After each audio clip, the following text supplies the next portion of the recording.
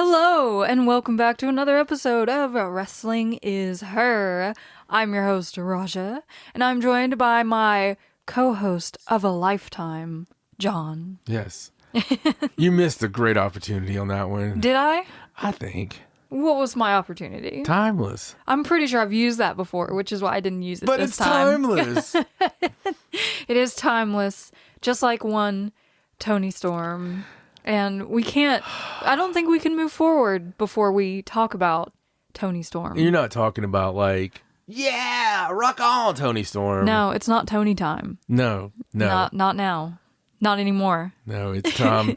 It's time to play Squisher-Rooney to all those wonderful experts with their wonderful podcast who like to come out weekly and go, may I? Yeah.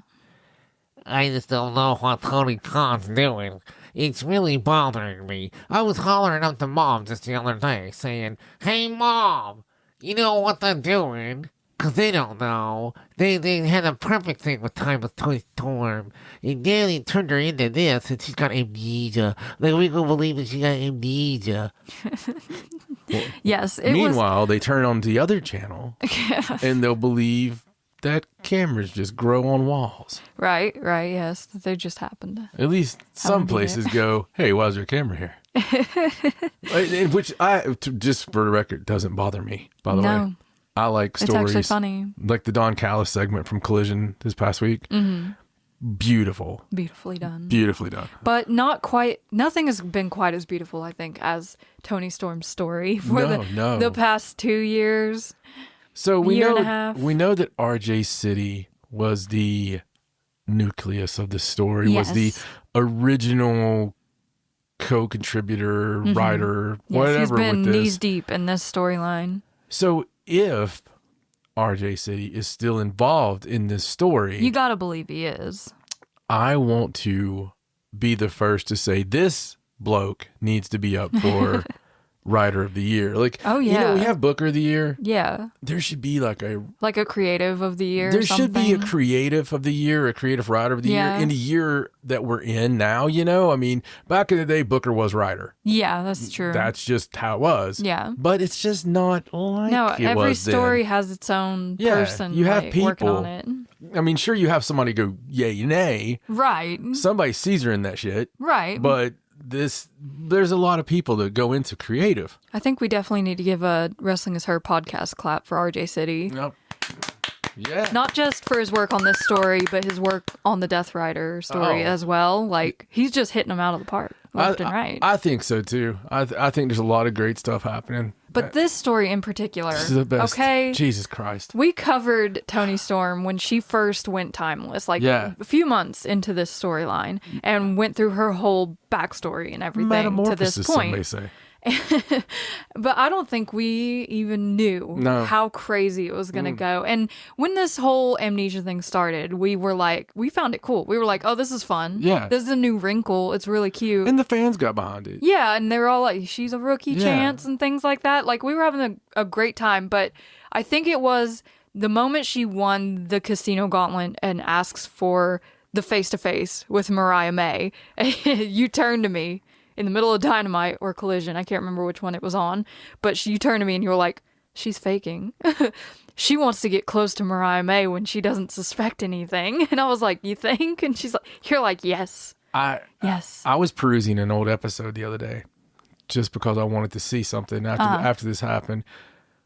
It's called early that she's playing a role. Yes. And we didn't elaborate, but it was said. Right. And, because what perfect thing for Timeless Toni Storm to Yeah, she's playing Toni Storm, but young, nobody knew. Ambitious Toni Storm. Nobody knew. They did this so well. I know. It was so seamless, and it just seemed like because they set up that Toni Storm was insane beforehand, and this whole year she's just been crazy Toni Storm, thinking she's from the past. So it's easy to believe she's still crazy and just thinks that she's a younger version of herself. Let's just get to it in a full recap fashion for those who may not have seen Collision, because what I want you to do is I want you to go get on your Macs, and I want you to go back and watch Collision from this past week and you need to watch the whole show. Watch it all the The way entire through. show is amazing, but this It's the homecoming episode. this damn angle, This segment with Mariah May. this segment. Starting off, honestly, with Mariah she's gotten so good on the mic and in this character. I like her slow hill delivery. I know. When she's just like, you never mattered. It's like very deliberate speaking so that you, like, punching it into you. It's kind of class speaking. It's kind of like when you're learning, and you're saying it for the idiot in the back, Right.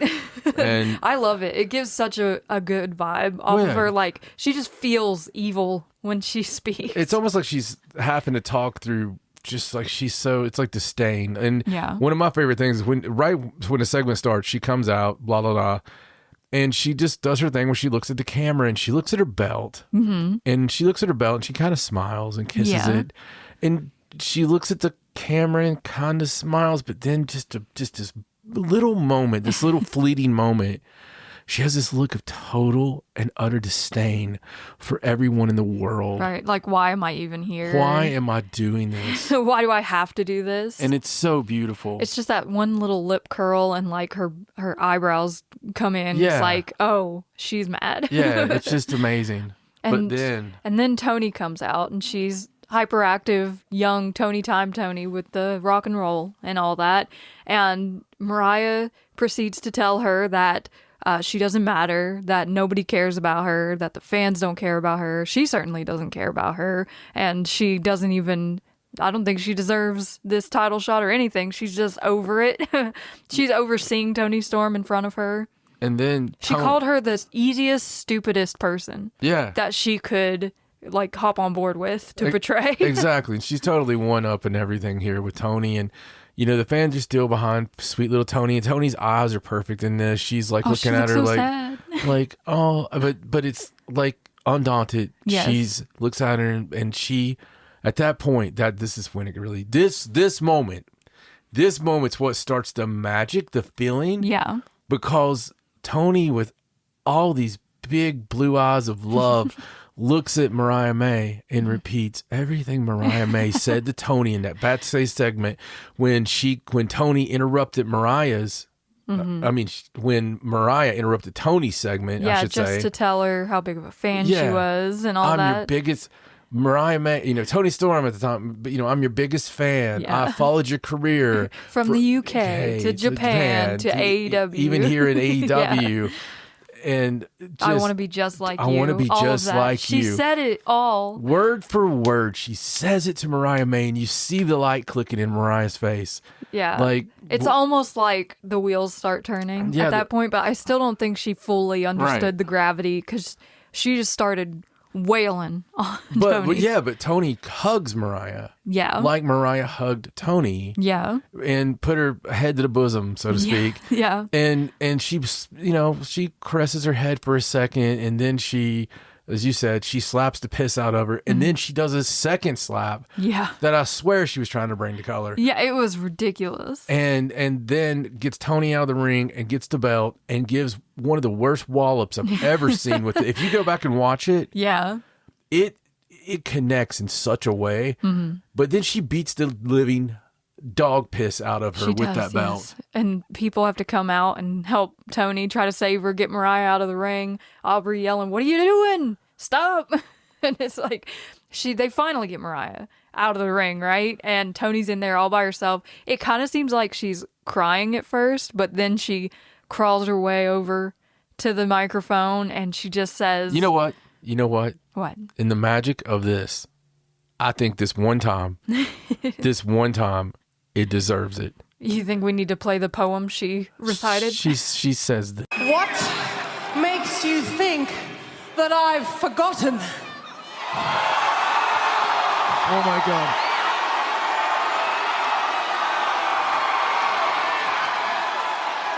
What makes you think our dance is done? No. Yes. Each scar, every drop of blood, I will feel forever. But now, It's my moment in the sun.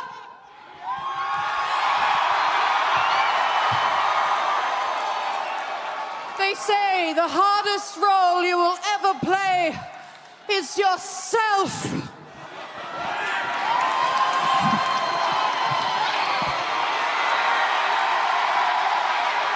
But what you've just witnessed is the performance of a lifetime. Mariah May, you may be the woman from hell, but you came from my womb, and I will shove you back up there and spit you out for a timeless Toni Storm, and I'm gonna rip your tits off. Dear God. The performance of a lifetime. Oh, just the moment where she says, "What makes you think I've forgotten?" and just the roar from the crowd, like the entire time they don't shut up between lines. You can just hear them freaking out, and the way she strips the Toni Storm facade off to get rid of it and go back to being Timeless Toni Storm. And the look on Mariah May's face was one of my favorite parts. It's like a mix of hatred and concern and just straight out like, this crazy lady is gonna kill me.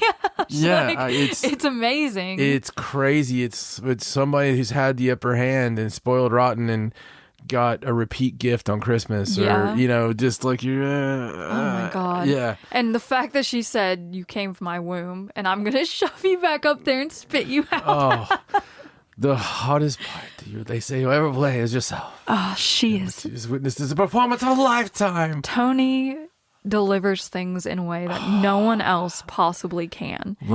She is a spectacular performer, and I'm so glad she's back. Let me tell you, man, the feeling that we had when the shoe deal happened, the just graphic nature, the incredible graphic nature, it was unreal. It was something you just don't see, in a level of violence in women that you don't normally see. And from anyone, really, but especially a woman in this wrestling world. This was another level of something you never forget. This is one of those things where the feeling, they talk about the feeling. Yeah. Though this is a feeling that's never been. This is a feeling that I can't remember. There's very few times. There's been times I've had it in wrestling, obviously.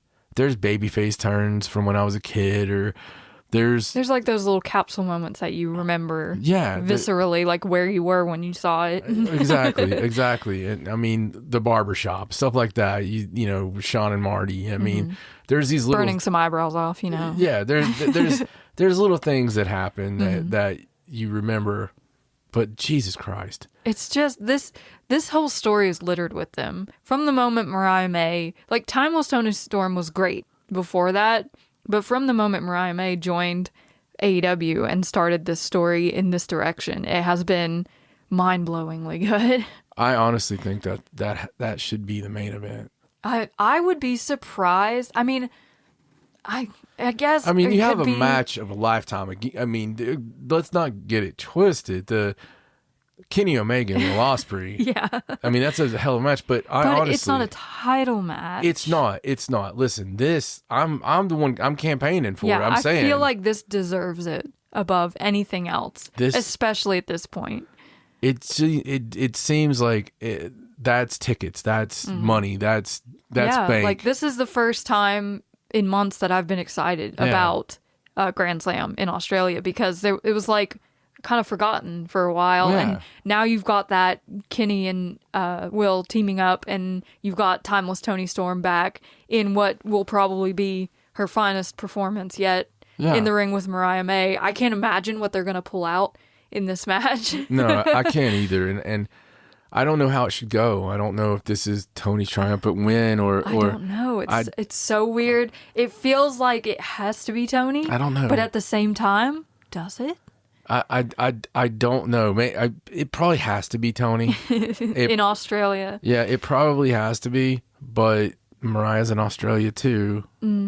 That's fair. I mean, it could be anything, honestly. And I wouldn't be surprised if Mariah May kept up her run. Let the English girl, to keep the Aussies down. Oh, but just play them like that. Yeah.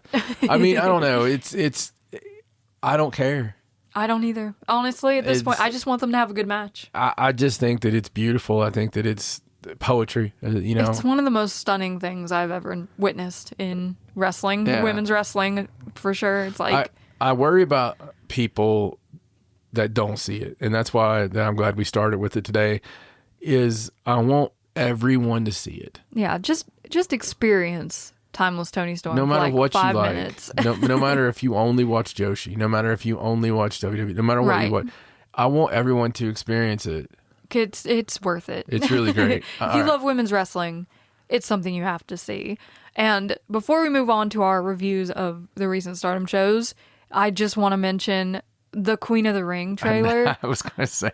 Oh, I'm so excited for March. I can't believe we have to wait 2 more months. Well, not 2 full months because it's almost February, but I'm so freaking excited for that movie. I've been waiting and waiting and waiting. Dude, I'm excited as well. It looks amazing. Yes, it far exceeded my expectations, even on the trailer. Yeah, I'm so pumped to see because I've been fascinated with Mildred Burke. Yeah, and I just want to see it. I want to see it come to life. I can't wait. I can't wait to see it. I can't wait to see. I'm glad there's so much wrestling in it. I know, and that there's wrestlers in it, which I love. Yeah, that's one of the cooler parts to it, and it seemed like it had that frame across it where it looks like that time period. Yeah, they did a good job. There's a certain filter you use, and it's like that filter. Yeah, it's so weird. I can't know how to explain it, but it kind of had that feel through it. It did. That bronze kind of feel. That's from back then. Yeah, I love it. I can't wait to see it. We'll see it on the first freaking day. Yeah, we're going like day one to see this movie. Yeah. We've been jonesing for it since we knew it was happening. Can't wait.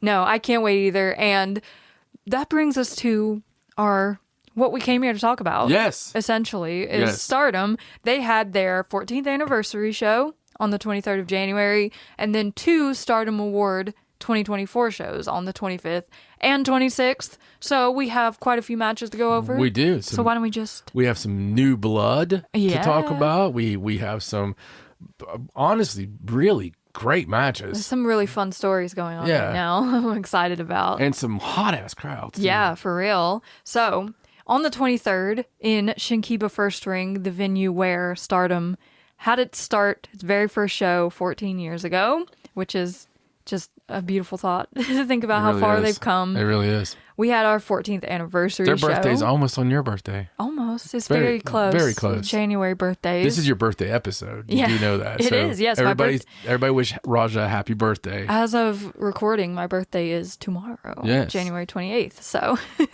happy 18th. Thank you. So we started this show off with the final open sparring match between Akira and Yuria. So we had a little 5-minute spar between the two.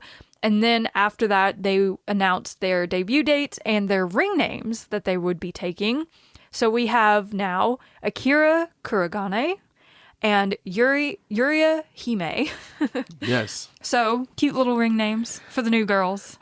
Right off the bat, I mean, when we first seen these girls at ringside, I think we took to Akira a bit. We did. I mean, she stands out, doesn't she? She has a look. She has a look that reminds me of something. I can't put my finger quite on it.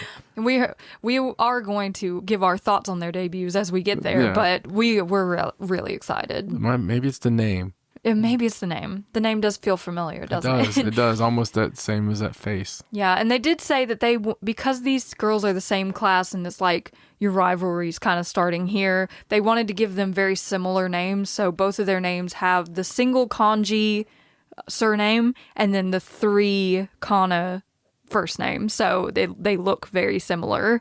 So I thought that was cool. It is cool.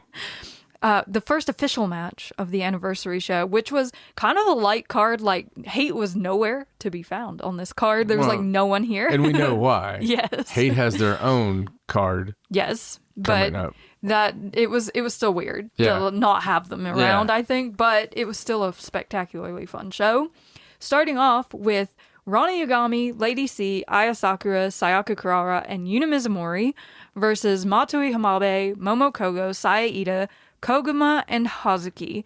And this 10-man was basically a setup for this whole God's Eye versus Koguma storyline, essentially. Yes. So this match had a lot of Kuma trying to get Rana to do the bear dance because she has been for over a year. Oh, yeah. Essentially since she started. And I have a picture from July of 2024 when they forced Rana to do the bear ears in a match, and she just looks so put out by it.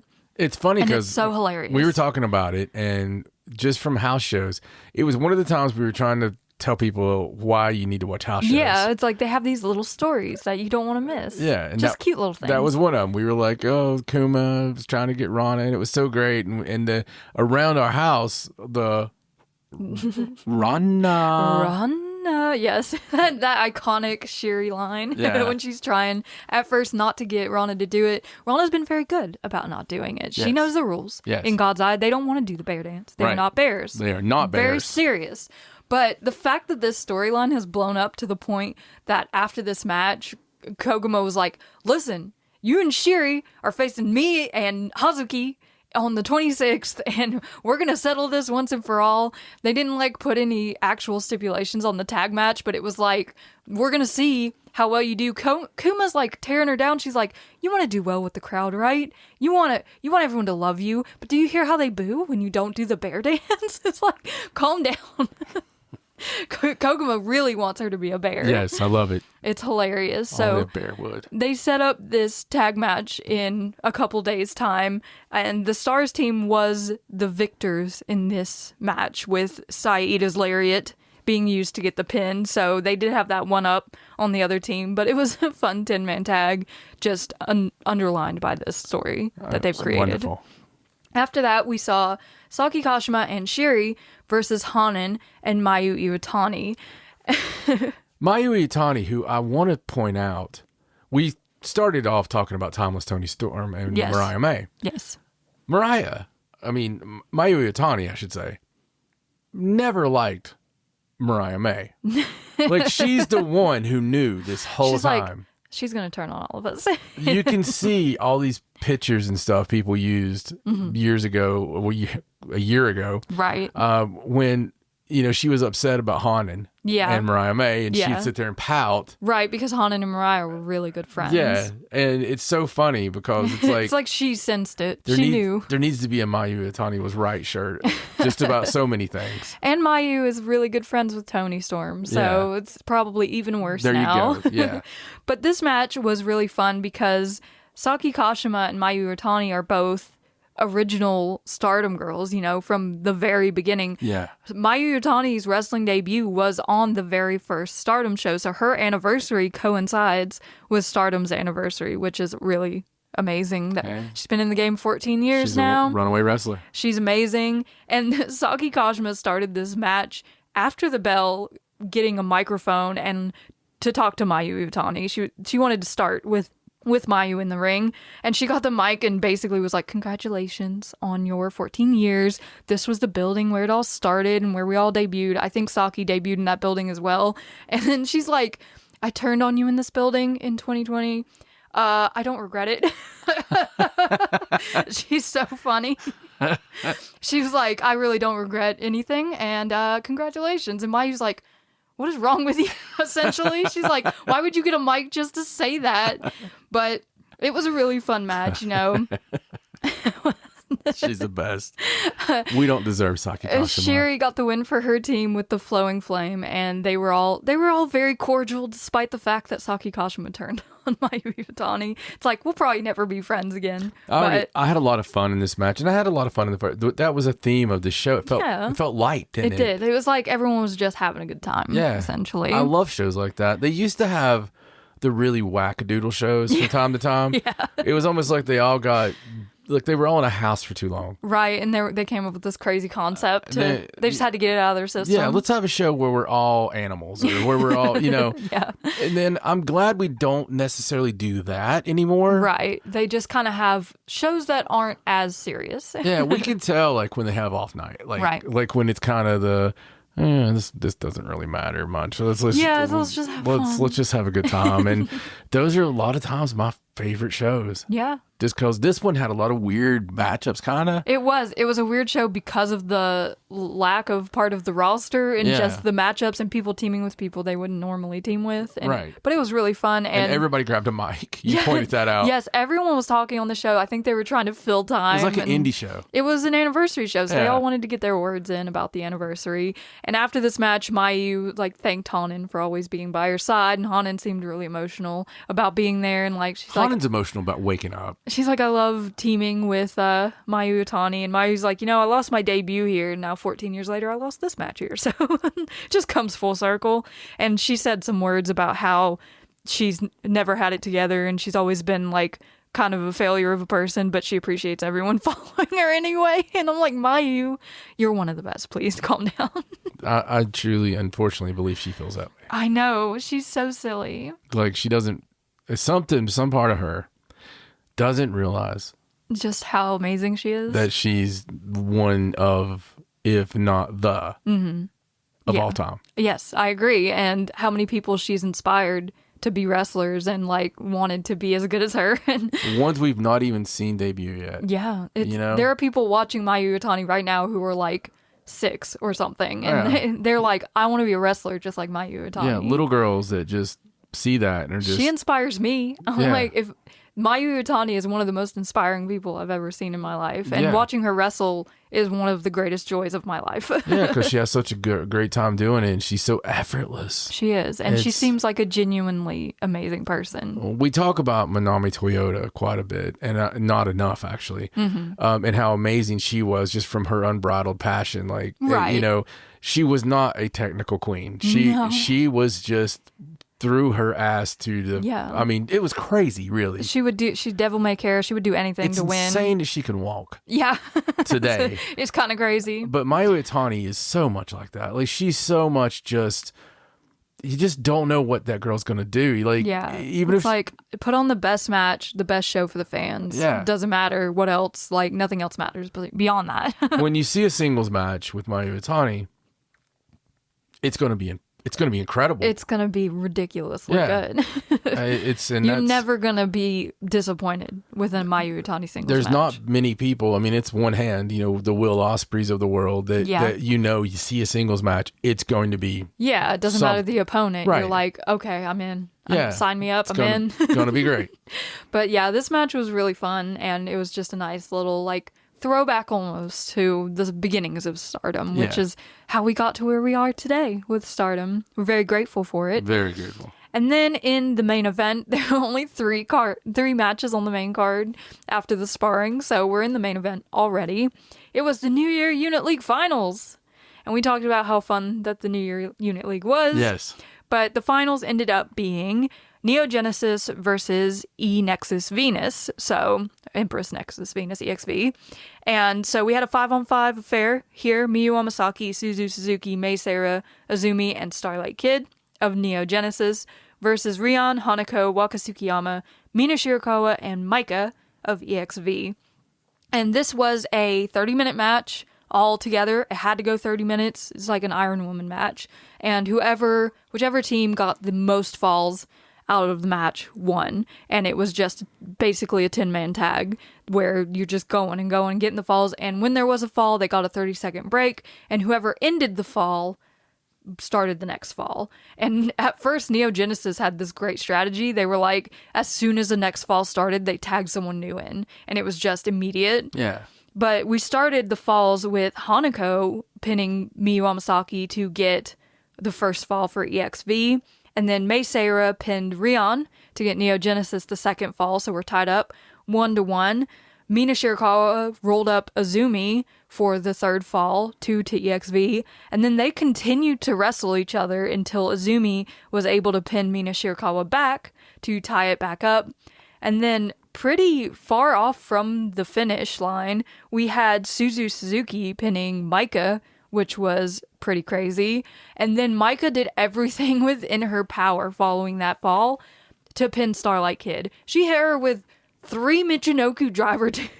Yeah. And just that third one hit and the pin, there was not enough time left. It was crazy. And Neo Genesis won 3 falls to 2 to get the 2 championship but somehow shots. Starlight Kid came out looking the strongest. Yeah, Starlight Kid looked great, crazy strong. Like she took all that damage, and I mean, there was a lot of like teams breaking up pins at the end. Yeah. It was like constantly breaking it up. Yeah, but she kicked out of a few of them. She did. So it was a really fun match, really fast paced. And I liked the way it was done. I liked the makeup of it. I was a little frustrated there in the end because of the breakups and because I kind of wanted EXP to win. Yeah. But there's neither here nor there. Right. It was a fun match regardless. Yeah, and I like the fact that Hanako got that pin. Yeah, Hanako getting that first pin, especially on Miyu Amasaki, which will come around again in her favor, was really cool. And overall was just a really fun match. They decided, Neo Genesis, that their 2 title shots that they want are the 2 titles that they don't have rights to challenge for yet, which would be the Goddess of Stardom titles with Suzu Suzuki and Mei Seira, Crazy Star, Yep. and then the Artist of Stardom titles with Miyu Amasaki, Azumi, and Starlight Kid. So they're gonna split up and each take a title. I think they get the Artist Stardom. I don't think they get the Goddess. Well, we'll find out soon because they set that artist shot for the Korakuen Hall show. So Yeah. Suzu can't do the title shot for the tag titles that night because she's facing Saya Kamitani for the World of Stardom Championship. And but I really think that's so weird, man. That show is setting up to look. It looks like a pay-per-view. it does. The Korakuen Hall show on the 2nd of February has, it's called Stardom Supreme Fight in Korakuen. It's like they're setting it up, like you said, like a pay-per-view. It's got enormous matches on it. Yeah. Which is crazy, and I'm very excited about it. Me too. Because, it's Korakuen Hall. Oh, yeah. You can't not Always be good. excited. 2 days later, we were in Takeda no Baba for the Stardom Award It's gotta be my favorite 2024. They had 2 nights in this same place for the 2 award shows. And this night started with the debut of Akira Kuragane, and she faced Suzu Suzuki. Now, first impressions, immediately when Akira comes out, her music is amazing. Yes. Her gear is badass. She looks like she walked out of the 90s, okay? She does. Her music sounds like it and everything, and she just has this look on her face of such confidence that I'm like I'm confident for her. I'm like, yeah. She's got this. She's got it handled. Totally already a fan. She did so well in this debut against Suzu. It was amazing. It was a great debut match. Such a good, honest to God, we talked about it with Matoi, but this even had things that the Matoi, some of the things missing on Matoi at first was her striking, right? Yeah. Shit, tell me what Akira's missing. I couldn't tell you. I'll She tell did you how you're wrong. everything really well. She even had the vocals Yeah, down. vocals, selling, offense, believability, all of it. resting wrestler face. She did this snap suplex that was really gorgeous. Like that's like her special move, I guess. She just pulled Suzu right over into it. She is The something. match was really great, and I am very impressed with I love Akira. how unique she is. Me too. She's definitely different. She's got like the baggy shorts in her gear and the sports bra. It's very different from anyone else in Stardom's gear right now. And she just feels unique and feels like something we don't have, and that she can like fill a hole in the roster. And I'm excited to see where she goes from here. She's going to be terrifying when she actually gets her legs under her. Agreed. I think she's going to probably go pretty fast, but I'm excited to see her against her contemporaries as well, like Matoi and Yuria, which we'll talk about from the next night. The Suzu match should have been your traditional young girl match. Trying and then boom, you get knocked on your ass, right? Killed. It should have been that. Yeah. You would Usually you think. don't get a slam in your first match. But Jesus Christ. Yeah, it was like a full-fledged match. It was a great match. It was a great opener. And for this hats card. off, Suzu Suzuki. That great match had a lot a lot to do Yes. with Suzu Suzuki. Suzu was a great person to debut Because against. you can go out there, and I mean, listen, she's still green as Yeah. goose shit. Yes. She is green. Yes. Suzu made her look like a star. She did. She definitely helped out in that regard. It was really amazing. It was. After that, we had Momokogo, Koguma, and Waka Tsukiyama versus Kyoko, Kotatsu, Rana Yagami, and Tomoka Inaba, your 6-man team that you were begging for on the last show. I wished this into existence. You were like, this is it. It's my team. And listen, this is not because she's smooth, because she's not. Right. But Kyoko Kotatsu is one of my damn favorite wrestlers already. She just has something. I want the shirt. I want the toys. There is something about her face. When they all three came out and they're standing on the side of the ring, Right. she had this look on her face like, you got some problem? You got problem, bitch? I take care of your problem. She does kind of look like, it's like, don't mess with me. I take your boyfriend. I take your girlfriend. I kick your dog. She's got the F around and find out I mean, face. she does. She does. I believe it, because if you do F around, you're going to find out from her. She just reminds me of every bully 14-year-old hairdresser I've ever met. Yeah. And she's the girl that has the cigarettes. She is, and I love that. I love that character. I do too, yeah. And It's it's a really cool team with the three of them and their backgrounds and all the kicks. she reminds me of young Inaba. Mm-hmm. And I always get I apologize, gods of Joshi. Azusa. Azusa. She reminds me of Azusa. She seems like she could be in the Inaba family. Who I also love, Azusa, and I Yeah. would love these two together. Can you imagine the two of them together as like misguided youth or some name they would use in Japan? It would be really cool. You know? They would murder people. Because they come off like the bad girls in a freaking Japanese, series or something. Right, yeah. They're And- like cool and yeah. they can also kick your ass. And scary as hell. Yeah.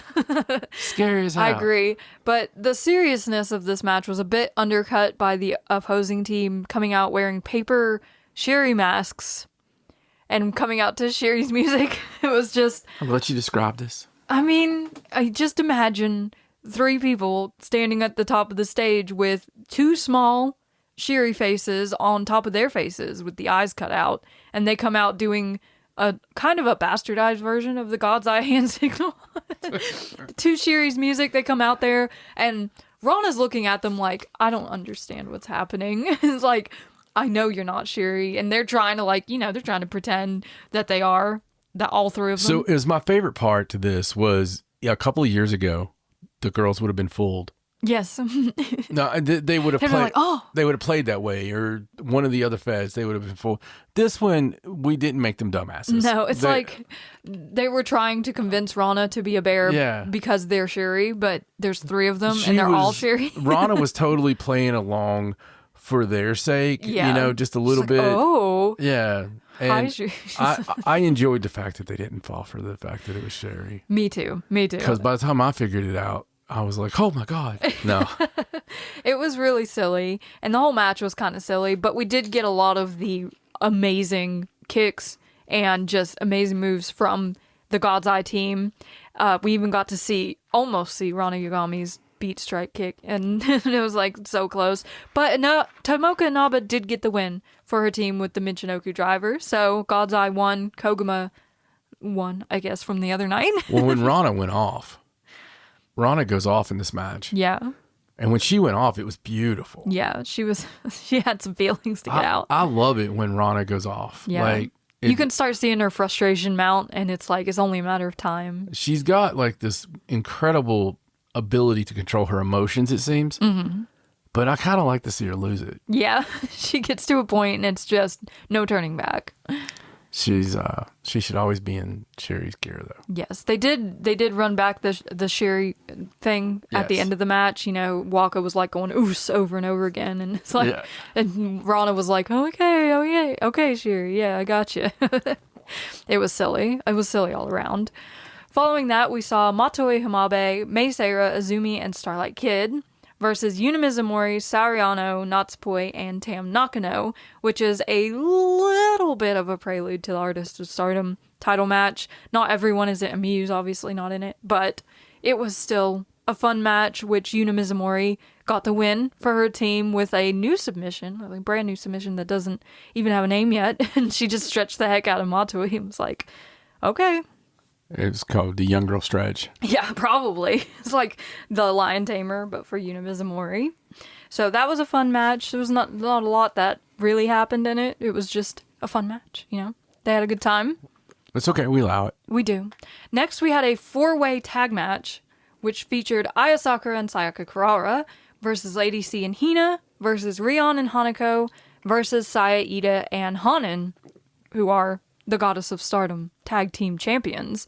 And this match, 4-way tag match, is always going to be a good time in Stardom because they do multi-mans unlike anyone else in the world, honestly. And anytime there's multiple people in the ring at the same time, you know it's just gonna be chaotic. I mean, they do the everyone's in a choke, flip them over, Rion's running on their backs, that kind of stuff. This match is one of the better ones that you're going to see like that. Yeah. I noticed it throughout the match that they had their shit together. Like this is a great version of that match. Yeah.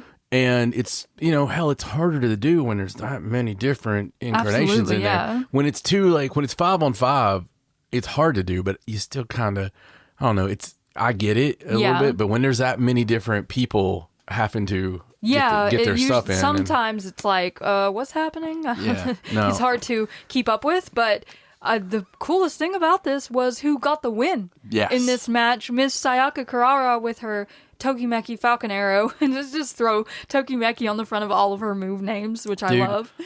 It was such a surprise. It was. I was enjoying the match. Everything was going great, and then 3 count. It's like, what? I mean, honestly, just think about the implications that they won that match. Yeah.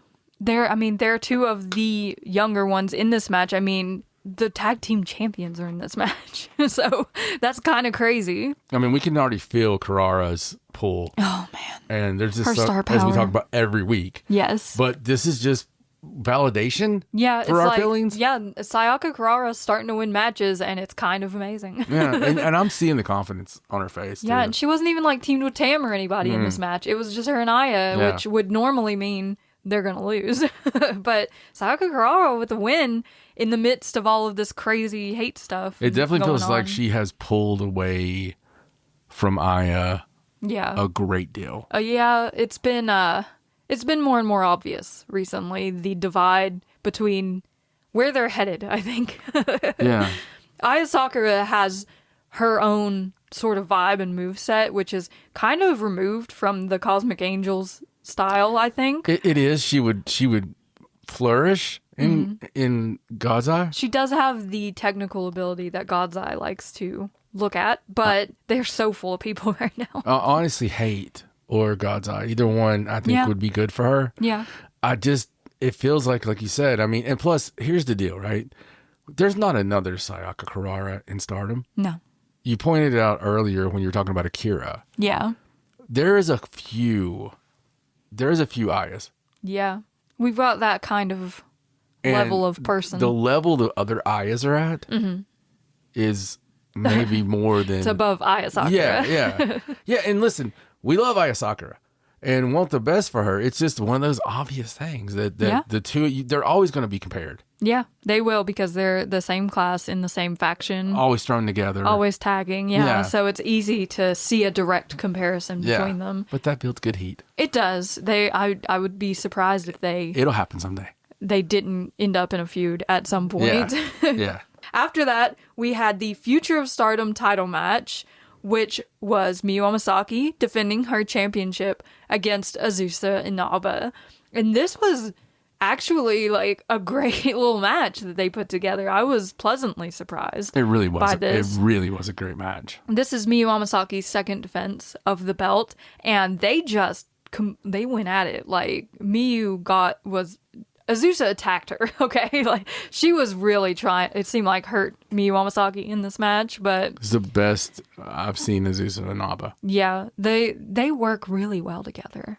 So it was really fun to see them in this match. Miyu did retain. She used the Tensai to win the match, but following the match, Hanako came out to, I guess, she's like, I pinned you. Yeah, she got the pinfall. It's Japanese wrestling. I get the next shot at your title. And Miyu was like, I did make a promise to Hanako. And it's like, I want to face you again, Azusa, but I have someone else that I need to pay attention to now.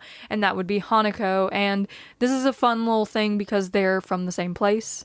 They're they know each other very well. So it's going to be a fun match, I think. And I would be not at all surprised if Hanako was able to become the new Future of Stardom champion after this next match. We are kind of coming up on the deadline of what makes Miyu Amasaki eligible to be the Future of Stardom champion, which might play into it, but also Hanako's done such great work. I think she's over the past year. I think she's due. She seems ready. Yeah. To carry that championship. And when the girls go for the 6-man belts, isn't Amasaki going to be one of the ones? She is, yes. So we won't be seeing this match in Korakuen Hall. No. Amasaki's... What I'm pointing out is she'll have a belt. Right. If they win the Artist Stardom titles, she will still have a championship. So it does make sense. It does, I think. And I think it's going to be a really good match. And Hanako's really been stretching out that Shirasiga the submission. Yeah, so, they've been selling the hell out of it. I'll never forget Lady C's sell of it. Oh no, Lady C's sell of it was so bad because she's so tall. Yeah, it looked horrible. They look like she died. After that, we saw Ruaka, Rina, Tekla, Momo Watanabe, Natsuko Tora, and Saya Kamatani versus Hazuki, Mina Shirakawa, Maika, Saki Kashima, Shiri, and Mayu Iwatani. What a hell of a team. It's like the heavy hitters of Stardom versus Hate, essentially. Yeah. And you got to see everything that these girls have to offer in this match. It was just so cool seeing them all stand there together before the match. Just this caliber of talent all in one place. It was a beautiful thing to witness. Great match. It was a really good match. And of course you have your normal Hate type things in the match. Yeah. And for some reason, Tekla got her nose busted again. She gets her nose busted in every match recently. I don't know what's going on there. It's like there's a problem there. But the Stardom team of all the heavy hitters were the ones to get the win. Maika used her Michinoku Driver 2 to get the win for the team. And it was just a really lovely moment. Like, defeating Hate first thing out of the gate after the anniversary and kind of giving Stardom a win, I think.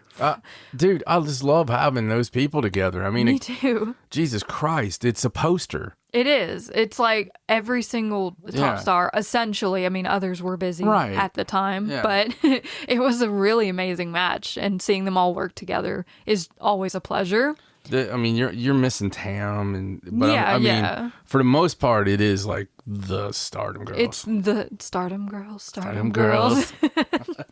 After the match, everyone came into the ring to take the traditional anniversary photo because not everyone had been there the other night, so they wanted to get the picture on this night. Hate, of course, didn't join in because why would they? They have no desire to join in on anything fun with the rest of the girls. Right. So they took a nice picture and they did their catchphrase for Stardom. Believe today, shine tomorrow. Stardom.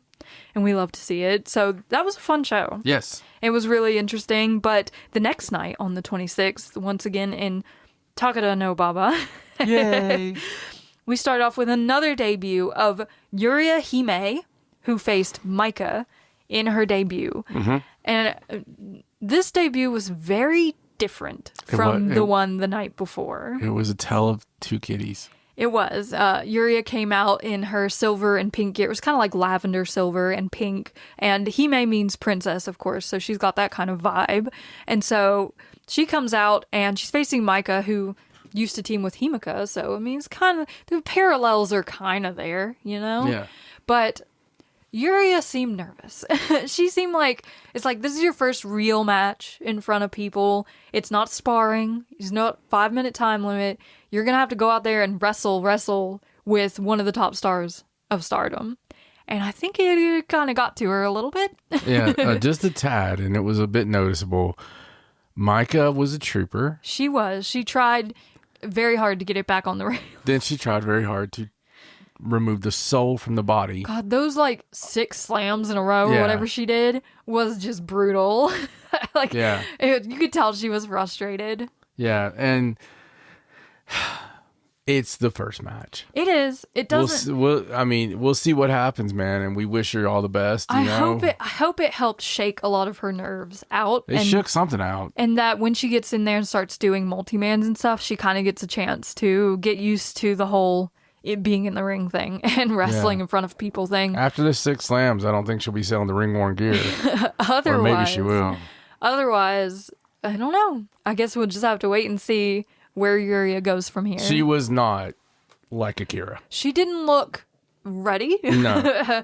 But maybe it was just all stage fright. And maybe next time we see her, she will be more polished. It gets easier. I'm sure it does. Like, once you get the first one out of the way. The first one's a blur. It's always a blur. I felt really bad for her because as soon as, like, the first moment she went in, it was obvious that she missed something. And Micah had to, like, wrestle her to the ground. So it was like, from that moment, I was like, oh, crap. This isn't going to be great. Yeah, it wasn't, the greatest, but look at Mayu Iwatani. Yeah, I mean, we're still going to give her every chance in the world to. She still has time. Like we talked about young girls and the system and what we love about it. It gives us grace to give them the time to become who they're supposed to be. And honestly, Akira could come out and shit the bed on the next one. Yeah, and we've seen that before too. I feel like this type of debut is more common than like Akira or Matoi's debuts. Like, you remember what's her face that is over at Marigold now? Yes, Yuzuki looked incredible on her debut. Yuzuka's debut was amazing. And then we started getting into the matches, and it was like, are you still training? Yeah, right. It was not anywhere near what it should be. And I guess it's apropos, but she's recently come under a good bit of fire on Twitter from both English and Japanese sides for her recent performances in Marigold. Yeah, and the number of botches that have happened. She shouldn't be at that level. It's sad to see. Like, she really needs to go back, like, rewind. She should not have been given a belt at this point in her career. She needs to go back to being in the first couple matches and just work on your fundamentals, girl. Yeah, there's just things that you're not going to... I mean, there's just things that you're not ready for. And it takes hundreds of matches. Yeah, you can be the ace of Marigold. Like, you're one of the original 7. I get that. But you still only started your career a few months before Marigold was formed. And you still need to act like you're that early in your career. Right. And get the basics down so you can go on to be a champion in the future. Otherwise, you're just screwing yourself. Yeah. It's sad. It's like you're just going to burn out and nobody's going to like you if you try to push too hard and end up doing badly. It's not going to be the same way it is for the other Japanese performers in America. Yeah, that could happen. Mm-hmm. But people kind of are like, oh, well, they've only been doing it for a little, Yeah.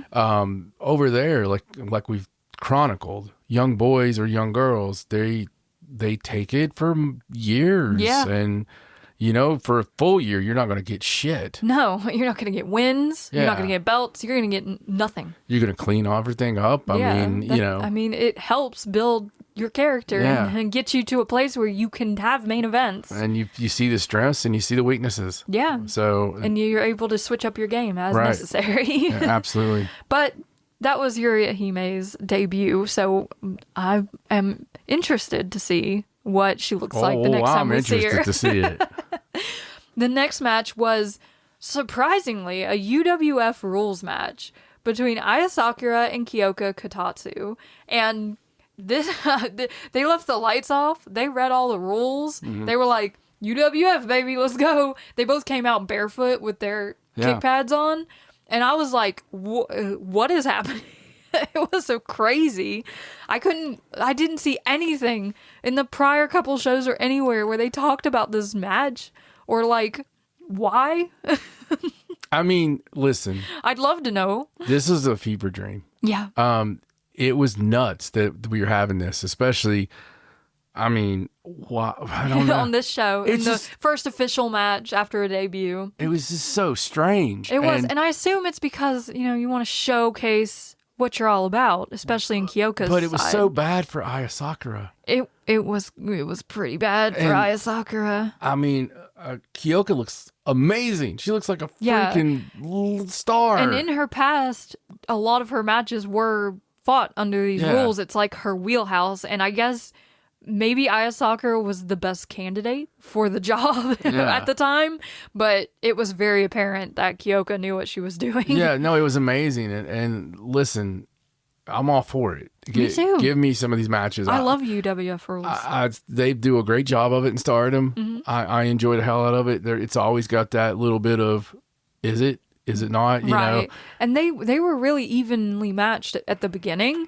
but there was a point where Kyoka started to take over and Aya kind of got desperate and was being a little crazy with her moves and stuff. I think that kind of worked against her and ended up Kyoka obviously got the win in this match with an Achilles hold. She made Aya tap out. So it was a crazy experience, and I love it. it was really fun, and it was cool to see Kyoka work in her territory. And again, I am all for Kyoka. Yes, she's obviously talented. Can't wait to see her like add that to wrestling and see what happens. Yeah, I have a feeling she's gonna get better in leaps and bounds because she's with God's Eye, and we've seen what God's Eye can do for people training wise and like getting them ready. Just being in Stardom, the timing of night after night after night. I mean, that's one of the reasons they get so good. Yeah. There's not really a major company out there that has that variety of matches. Even like one of your like WWE, they're running the same match in 50 towns. Right. You know, this is different. This is, you know, you're always getting a variety of opponents, a variety of matches.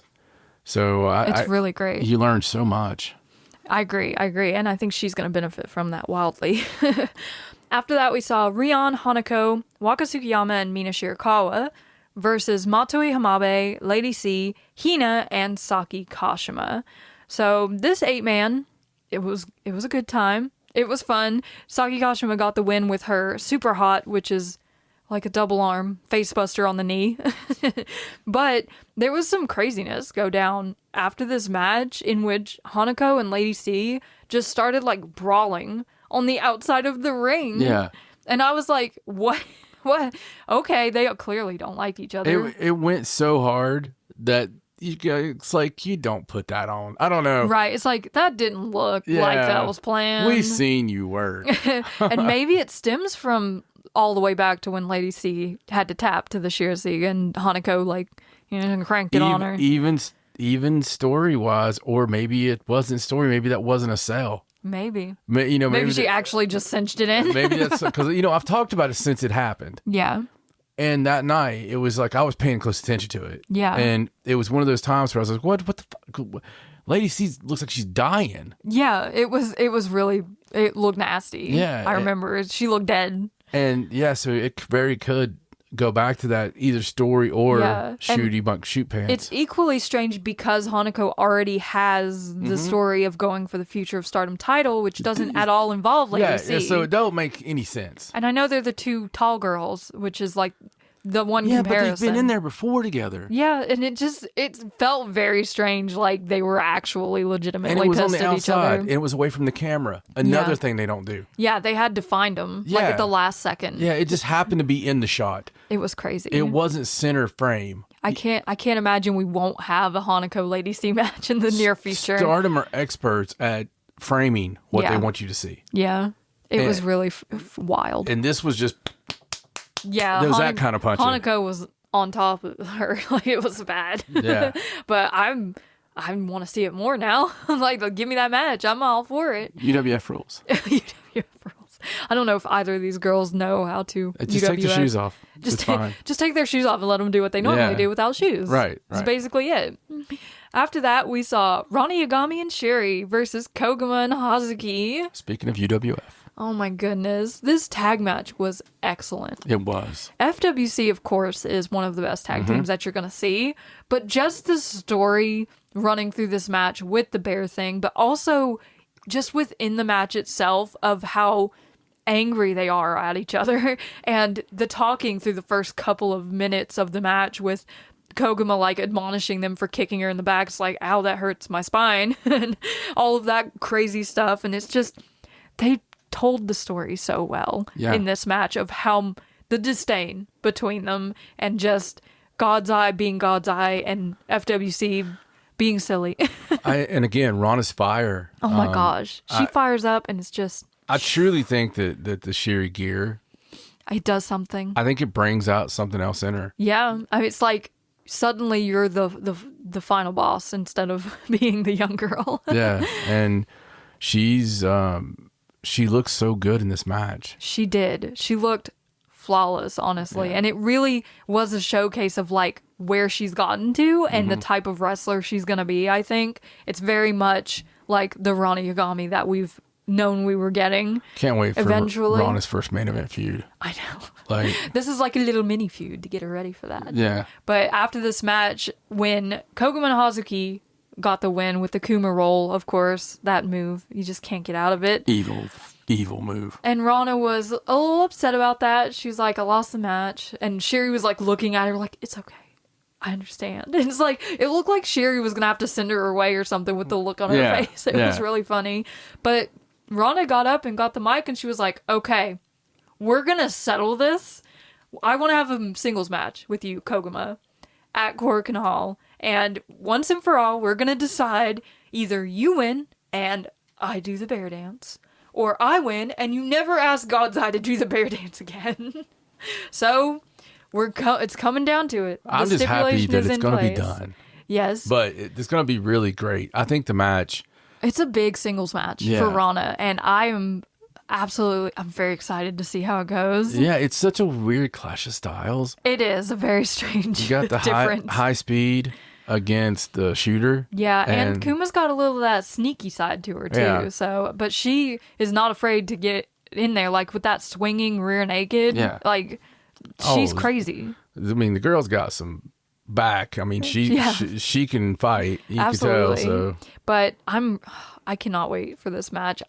Storyline aside, I'm really excited that Rana is getting this chance to have a singles match in Korakuen Hall. I think it's gonna just really be a great time to show off. I think it's cool that Koguma's got a singles match too. Yeah. You know, I love FWC, but I also despise what it does for Hazuki. It kind of traps Hazuki in the tag team box. Because Hazuki to me is such a single star. Right. She is. I agree. And we still have some unfinished business with Hazuki and Starlight Kid, I think, that we need to circle back around to eventually. We're not just all going to forget that she tore Starlight Kid's mask off, hopefully. Yeah. I doubt it because they never forget anything, even if it's been like 4 years. Yeah, it'll come back. It'll come back. So after that match, we saw Sayaka Kurara, Yuna Mizumori, Natsupoi, and Tam Nakano versus Momo Kogo, Saya Ida, Hanan, and Mayu Iwatani, which was just a fun match, but with a kind of a weird, like, ending vibe. Like, we didn't really get to see any huge Mayu Tam moments or anything. Very strange. I thought it was a very strange ending. Yeah, it seemed like either Hanan or Yuna got knocked for a loop at some point in the match, and then Hanan just kind of threw on the Hanan special and got the pin, and it was kind of anticlimactic. It was very, especially when you're building, right? Yeah. And so it was very anticlimactic. It was weird, especially given that the other team has some of the Artist Stardom champions on it and everything. I don't know. And Sayaka's there, but you're gonna pin Yuna. I don't know. It was just strange all around. It was a good match, though. I mean, look at the people in it. Yeah. But like you said, it's just, I don't know. It's just, I mean, it was strange. Anything can happen. Yeah, it almost felt like a nothing match when it shouldn't have been. Right. Honestly, Right. It was like nothing happened in that match. Why did we even have it? Right. But it was fine. It was fine, and that led us to the semi-main event, which we were super excited about, very pumped for this Wonder of Stardom championship contender match between Sariano and Rina. And these two have both made it clear that they want to go for the white belt. And in the past couple of shows, Sariano's told Rina, she's like, I will deal with you. You are my main focus right now. She is like not at all amused that this 18-year-old is trying to come up and get a shot at the Wonder of Stardom title over her. So they had this singles match, which was excellent. It was great. Honestly, it was so good. It was the I was main not event. expecting it to be as good as it was. Yeah. It was my main event. It was, yes. It felt like it should have been the main event. But the very best part, the finishing sequence was really incredible. But Sariano rolled Rina up to try to get the pottering on. She started to flip her legs over to hit the pottering, so she could trap Rina. And Rina reversed it into a jackknife and got the pin over Sariano. Yes. 1, 2, 3 in a singles match. It's freaking awesome. Rina was just... Give it a little Rina. There we go. You already know how much we love Rina and how much we've been shouting from the rooftops that we want her to have a Wonder of Stardom championship match ever since she gave Starlight Kid that little look. Mm-hmm. And we're just over the moon that this is happening. Months ago. It's been months ago. It has been. It's been a little bit of a ride to get to this point, and Starlight Kid hasn't had a defense yet. This will be her first defense of the Wonder of Stardom title. But that doesn't matter. Like, it doesn't. Just having an excellent match. Yeah. And what the hell match? Listen, if you're going to wrestle somebody. Yeah. And you want to just have a great match. Mm-hmm.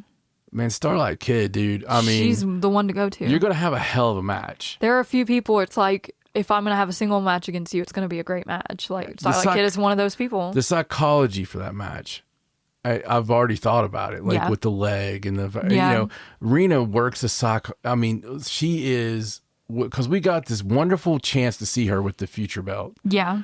And she had such a great run. I don't know if anyone will ever do better. I don't think so. I don't think there'll ever be a Future Stardom title run like Rina's. It's like when we saw there was going to be a Future Stardom title match, we were looking forward to that match. It's like, oh yeah, Rina singles match. Let's go. It was just so much fun, but she learned so much psychology of singles matches through then. That this is going to be was as good as Starlight is. My God. Yeah, and Starlight did come out to the ring after this match to talk to Rina, and they decided, because she's busy with the Art of Stardom titles in Korakuen Hall, they decided they would have this match for the Wonder of Stardom title at the next big show, which will be in Utsunomiya, which is where Rina is from. So it's a very big deal for Rina to be having this, not just a singles match, but a title match for one of the big 2 titles in her home. And it'll be a main event. Oh, yeah, it'll have to be. But Rina did make it a point to tell Starlight Kid, like, you don't know me anymore. I'm not the same person that you knew when you were in Oedo Tai. And she called her a hag. And she was basically just like, I'm going to beat you. And there's nothing you can do about it. This is Rina. I love Rina and her. She's such a nagging, and she does the I love it so much. She's amazing. I love the fact that 22-year-old Starlight Kid is a over the hill hag. In Rina's eyes, they're not even that far apart in age, but she still calls her a hag because it's Rina. But that match is going to be incredible. Yeah, it really is. I'm very excited about it. Starlight Kid knows what it feels like to be that 18-year-old prodigy. Yeah. I hope when leading up to this that we get to a point where it's like, will Rina beat Starlight Kid? I mean, it's hard to believe that it's like a thing that could happen at this point. It is, but I mean, I know anything could happen. Yeah. But it's just, I'm just hoping that they put on an incredible match. I think it'll be an incredible match, but I don't think anyone can beat Starlight Kid right now. No, especially in her first defense of the title. It's like, she's got to give her a little bit of a run, right? I kind of think she's going to have a year-long. Like, I think she's I going to... wouldn't be surprised. I believe she's going to have one of those epic runs. All the way back to Dream Queendom. That people talk about. That would be amazing. She deserves it after everything. The main event of this show was Miyu Amasaki, Suzu Suzuki, Mei Seira Azumi, and Starlight Kid versus Ruaka, Tekla, Saya Kamatani, Momo Watanabe, and Natsuka Tora. So this was like a prelude of Saya versus Suzu, but with everyone else in the factions thrown in. Yeah. It was fun. It was a good match. It was your typical 10-man match, just all the shenanigans, hate doing their thing. But Suzu Suzuki did get the win with the tequila shot, not on Saya, but she did get the win in this match, leading into her championship match. So, good for her. Yeah, and again, good match, but I really would have switched those. Yeah, it didn't feel like as main eventy as the Rina match. It felt like Rina should have we should have ended on that note. Main eventy, wrestling is her main jargon. Eventy. So that's the end of the Stardom Award shows. We do have the awards, but they don't have another actual show for an entire week until February 2nd. So we've got a bit of a break that we don't want in between. I'm just kidding. Give the girls a break. But we're always like, 7 days with no Stardom? What are we what are we gonna do? There's not even a Sendai Girls. I know. Like, what do we watch? I'm not going to say it, but we're going to catch up on something. So We're gonna catch up on something. We're gonna give it a little look, see what's going down. Mm-hmm. And there is a Pro Wrestling Evolution show Yes. this week, which is cool. Yes. So we're gonna check that out. But as for the Stardom Awards 2024, we have some amazing winners that deserve all the accolades. The technique and skill category goes to May Sarah, and we've been harping on her technical ability all yeah, year, man. so Yeah. that's not a big surprise to us. that one makes so much sense, doesn't it? Fighting Spirit Award goes to Momo Watanabe. She had a hell of a year, honestly. Lots of title matches and just her 5-star, maybe not so much fighting. Her 5-star Grand Prix performance where she just did not care. But, you know, Yeah. she had bigger fish to worry about with Mercedes and all that. The Fighting Spirit Award, I don't know. I would have almost, I would almost have to put that elsewhere, but Well, this is what they decided, so yeah, no. I know, but do you have anybody in mind? Do you agree with this one? for Fighting Spirit over the year 2024, it's hard to argue. I mean, Tam Nakano had a hell of a year. Hanan had a great year. I personally, I think Hanako did amazing this year. Hanako branched out. Mm-hmm. She went places. She did. changed her character. Yeah. She became the ass kicker, the heater. Yeah, started getting wins under her belt. Started getting wins, and she did the grind the entire time. And won the New Blood tag team titles. Yeah. She's had a great year. I think she's got kind of lost a little bit because of all these wonderful rookies that have come in. Right, but she's about to win another title. Yeah. Maybe. Yeah. So, I mean, I'm good with it, but Yes. Outstanding Performance Award, Saori Ano, which is kind of hard to argue with the whole Mika Iwata thing that Yeah. happened. Her whole run as Wonder of Stardom champion, Yeah. like, her performances were top notch. yes, they were. But it's Saya Kamatani, honestly, like, Yeah. her performance this year was pretty crazy. Yeah, you would almost, outstanding performance. I agree. Saya Kamatani. Saya Kamatani. Yeah. If we're talking performance, like, in an acting sense, Honestly, Natsupoi. Natsupoi had a great year too. Oh man, there's so many great performers. If in you just Stardom. think about the whole thing with Sarianu, for me, It was about Natsupoi. was Natsupoi. Yeah, it was essentially. It was about her getting to the Wonder of Stardom title. The facials and that making her remember who she was and the backstage stuff, and Yeah. it was so emotional. It was, and it's just Saya for me, from coming back from injury, winning the Goddess of Stardom titles, losing Queen's Quest, becoming the Dark Phoenix, it just becoming the World of Stardom Dude, champion. listen, you can't Ridiculous year. even argue it. She is a great performer.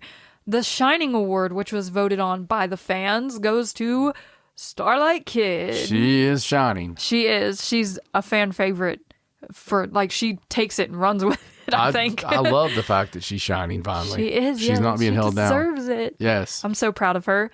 Best unit goes to Cosmic Angels. I think we all agree with this. They're definitely the strongest unit. The second that they had that drop kick picture, Yeah, it was like, oh, they're the best unit in the yeah, year. and Sorry. listen, they were winning. They had every belt. They had all the belts, yes. It was definitely the Cosmic Angels year that will It never be was. repeated. I agree completely.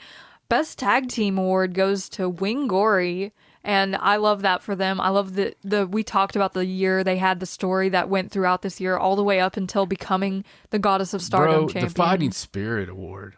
Saya, we didn't even mention her. Wing Gory. Yeah, Wing Gory in general. Yeah. I did mention Hanan, but, you know, If I could both just of go them. back and watch that Korakuen Hall match for the first time. I mean, That New Blood Tag Team yeah, title match yeah. against, I think it was Mai Sakurai and Chan Yoda, yeah, was so good. it was so good. They had such a great year. They did. And then the Cinderella with Hanan winning and her match against Mirai, Mm-hmm. I will never forget. Yeah, just amazing So stuff. good. Amazing stuff. They deserve best tag team this year, I God think. damn, that match was great. It was so good. You just forget sometimes how good these matches It's are. hard to believe that was I know, 24. it was such a long year. Yeah. Best match award goes to Mayu Iwatani versus Momo Watanabe for the IWGP Women's Championship at Historic X Over 2. And I don't know if I would cast this as my best match. I mean, it was a very historic match, I guess, but I even liked their 5-star Grand Prix match better than this match of theirs. But best match of 2024 is a big ask from Stardom. Like, so many contenders. There are, and most of them have Mayu Iwatani. Yes, it's probably a Mayu Iwatani match. But Jesus Christ, because I mean, just in my mind, I think of so many. Even the Toni Storm match, Mayu versus Toni was such a good match. So good. There's so many. Stardom puts on matches to a degree that nobody else can match with the level of how good they are. The Shiri match at the very first of the year. Yeah. Short but great. Short but great. I agree. There's so many to pick from. I don't know what their criteria is or how they get to this decision, but that might have been voted too. It might have been. But it was, I mean, if Mayu got it, I'm happy. Yeah. She deserves it just in general for any match. The special recognition awards go to Saya Kamitani and Mina Shirakawa, which it kind of feels like a kick in the shin to give Saya Kamitani special recognition, like a participation trophy. Yeah. After what she did this year. The very fact that they can't put a t-shirt out. Uh-huh.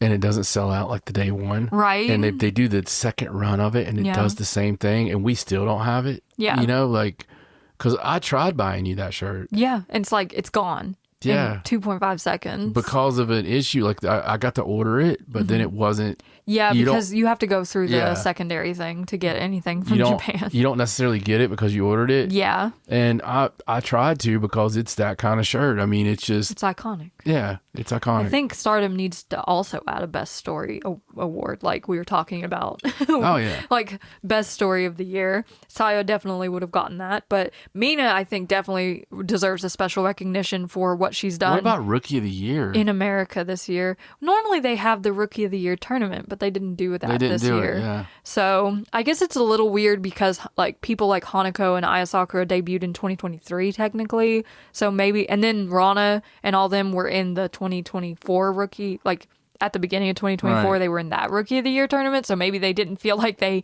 could do it this year. Top rookie tournament should be a 2-year run. Yeah, I agree. Like if you're still considered a rookie. Every 2 years we should have it. Yeah. And it should be separate from Stardom, kind of like you do the Wave tournament. Yeah.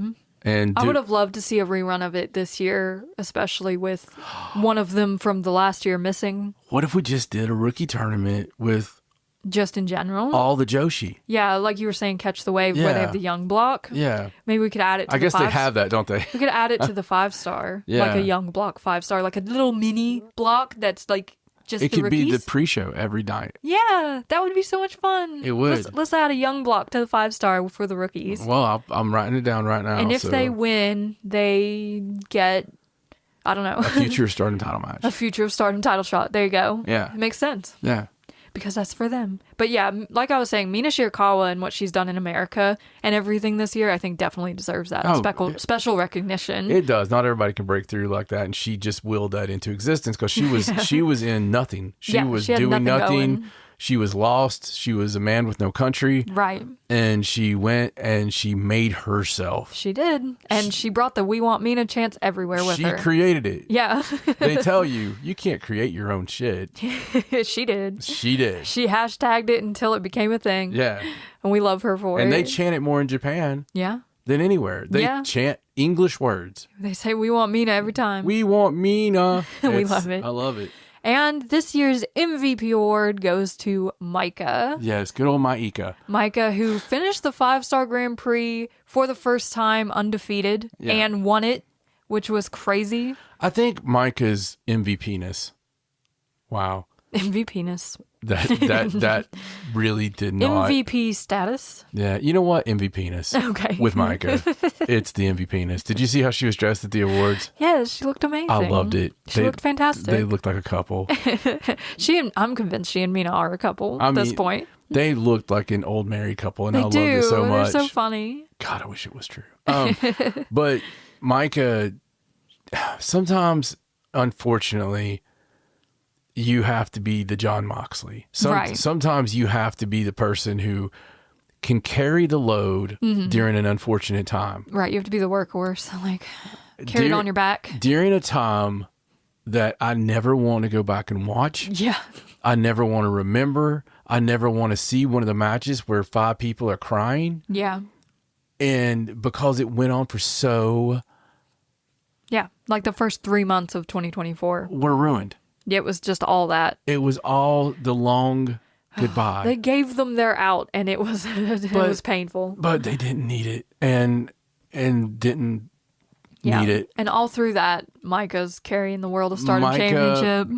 Micah was carrying this, and some people were even pissed because of Suzu and what have you. She didn't win. So it was like this moment when you think of the frustrations that Micah had in late 23, and it was like too much to be an act, right? It was like it was just so over the top, and you can't even imagine Micah being that person. But I think that created this Micah. Yeah. I think that created who we have now, and who we have now was developed through the fires of hell. Like if she had not gone through that bottom, and I mean, to think of one of the worst times I can ever think of one of my favorite wrestlers leading us through that time, like Moxley has done a couple times. Yeah. It's beautiful. And yeah, she's the MVP. Yeah. And deserves everything she gets. Absolutely. From being that person to carry that mantle. I agree completely. And she deserves it. You knew you were going to get compared to stuff, and like, oh, here's what we have. People were not going to be happy. Yeah. But she shoved it all in their face, and even EXV, they have overshot. They have anything they should have been able to do. Yeah, they've really become a cohesive faction. Yeah. Like, become a really cool faction it's why we wanted them to win. I mean, we love Neo Genesis so much. And another one we willed into existence. But EXV, during that match, we were both like pulling hard. Yeah, it's like, just give them a chance. Give them some title shots. We were like, my God, we can have Micah and Mina with title shots. Yeah. White and red. Yeah. Again, just mix it up, whatever. Just turn it around, throw it sideways, I love that. She's the MVP. Yes. Even if Tekla decided to Kanye her and interrupt and be like, I'm going to let you finish. I think she said the words exactly. But I was good for Micah that she got this award and that hate didn't sweep all the categories like Tekla thinks they should have. Yeah. I mean, they have their own hate awards. Yeah. And I'm looking forward to that. I think it's February 6th. They're so funny. I'm pretty sure it's February 6th. I love hate. They're just they're one of the funnest things that came out of this year, and I know it's like Oedo Tai on steroids, but I think they've really made a sort of new thing for themselves where they don't participate in everything and they're not good sports about anything, and they're just really cool. Like if you see them all together, it's like, that's a cool faction. Yeah, no, they are. There's there's very few things like a dark arena and that video of hate in that room. Yeah, with all of them together. It's like, that's so cool. They just have the coolest aesthetic. Yeah, they do. That you can imagine. Absolutely, they do. But that brings us to February 2nd, Stardom's Supreme Fight in Korakuen Hall. The matches that we know of so far are the Kuma contra Kuma fight between Rana Yagami and Koguma to decide if Rana will be a bear once and for all. The Artist of Stardom title match, Miyu Amasaki, Azumi, and Starlight Kid versus the champions Sariano, Natsupoi, and Tam Nakano. And for the World of Stardom Championship, Suzu Suzuki versus Saya Kamatani. So obviously there will be more matches announced before that time, and undercard matches and all that fun stuff. But those are the 3 we know. So here's my predictions. Okay, go for it. I think Koguma. You think Rana's going to be a bear? Koguma beats Rana. I'm so sorry, Rana. And they do the bear dance and then it's done. But they have a lot of fun. Like they realized. You think Rana enjoys it? I think Rana enjoys it, and it's like a fun little thing. Just a good little bear. Artist of Stardom. I think it's going to be Mayu, Azumi, and Starlight. You think Neo Genesis adds more gold onto the pile? I do. I think for several reasons, but I think they do. And I think that Saya Kamatani beats Suzu Suzuki. But I agree. But I also feel that this is going to somehow turn into the wrinkle of Neo Genesis. Ooh, you think? I think Suzu Suzuki ends up in hate. And we have talked about that in the past, where it kind of seems like, would she make a good member of Hate? Like, should she go to Hate? Well, Saya Kamatani is like the best recruiter I've ever seen in my life. She is. She knows what she's doing. If I could only hear the whisper. With those whispers. It's almost like if it was an anime, the whisper would be like this magical like thing that you never get to actually hear, but you know, whenever somebody hears it, they're eventually going to it just puts, like, she creates the doubt. She's one of those, you know, like, you know, they all hate you, you know, something, you know. It's like superpower. I can't wait though. They're building this Cork and Hall show to be huge. So do you think that do you agree if there's I agree.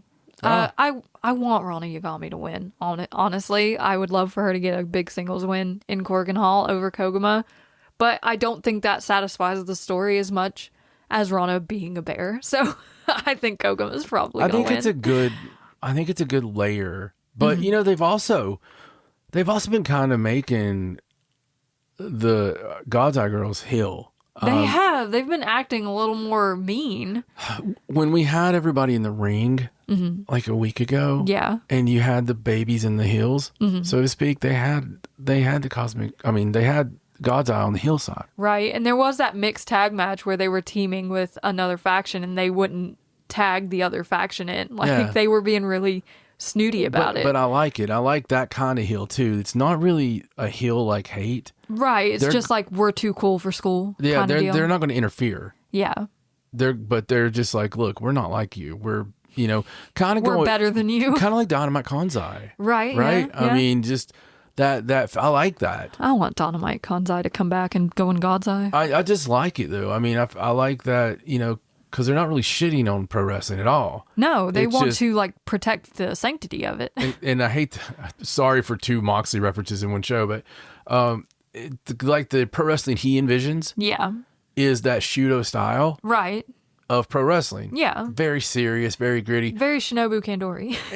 Very Shinobu Kandori. And I believe that wrestling is a mix. I believe wrestling is for everyone, and I believe that wrestling cards should be filled with high speed, shoot, you know, old school wrestling, like the whole thing. That's what makes a good Fred. So you think God's Eye is trending more towards the super serious side of wrestling and like protecting their vision of what pro wrestling should be? I believe so. That would be cool. I think it adds a new layer, and like it's something that is different.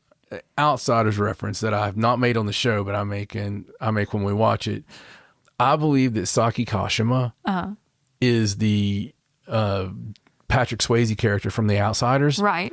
That could be easily in Stars. Yes, you know, but is maybe the only thing keeping her from it is her friends in God's Eye. Yeah, but that she's also the only thing keeping God's Eye from being total freaking total sticklers, total like sticks in the mud, stuffy, churches in 5 minutes, right? Kind of people, you know. You can't leave the table till you finish your plate, right.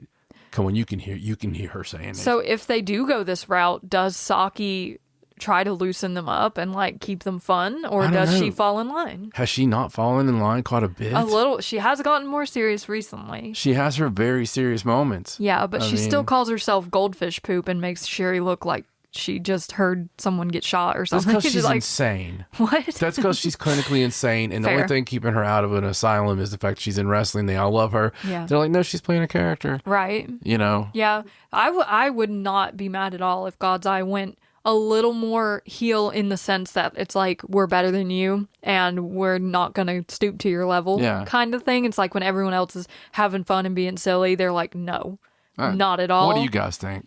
Yeah, we want to know what you think, and we want to know what you thought about these shows and about the awards and everything that's happening. If you're excited about the Cork and Hall show, we have something that you should be excited about. On our Patreon, we did a little watch along to the Akira Hakuto versus Shinobu Kandori match from Dream Slam back in 93, I think it was. And that was a lot of fun. Just sitting down and watching a match, talking about it, talking about the wrestlers, talking about what's going on. And there's going to be more content this week. More exclusive content. We're going to be taking our Stardom downtime and using it to try to put up, definitely one, try for two. Yes. Extra contents for the Patreon, and we will keep continuously adding things. Not always watch-alongs. No. Sometimes their own little special things, but we want to make it special, so we want to also tailor it for what you like. So let us know. If there's like a match you want us to cover, a person, if there's like a card. time period you want to know about, or anything like that. Like anything you'd like to hear us specifically talk about and discuss and just have fun with. Yeah. Throw it out there. Yeah, Let it doesn't us know. matter what it is. We would love to give you what you want to hear. And we love learning new things too. So if it's something we've never heard about, even better. Yeah, absolutely. But make sure you're following us on our socials at Wrestling Is Her on Twitter, Facebook, Instagram.